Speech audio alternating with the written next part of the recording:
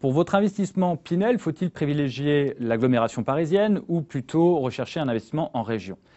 L'agglomération parisienne possède des contraintes. Effectivement, le législateur a imposé un plafond de réduction d'impôt par prix au mètre carré.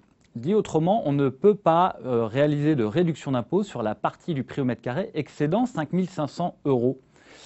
Prenons un exemple qui parlera à tout le monde. À Paris, dans le neuf, il est impossible de trouver un logement à moins de 10 000 € du mètre carré.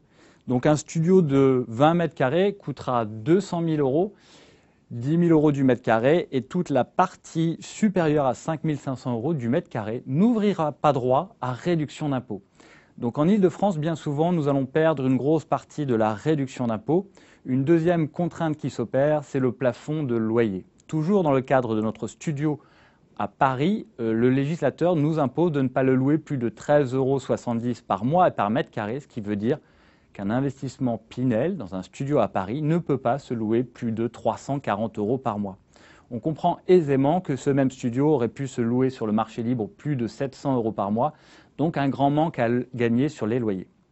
A contrario, en région, pour un même montant d'investissement de 200 000 €, vous aurez facilement un 2 pièces de 50 mètres carrés qui pourra, pour le coup, vous faire profiter pleinement des économies d'impôt, car acheté à moins de 4 000 € du mètre carré, et qui également vous fera bénéficier d'un loyer de l'ordre de 500-530 € par mois, qui sera un loyer en phase avec le marché libre.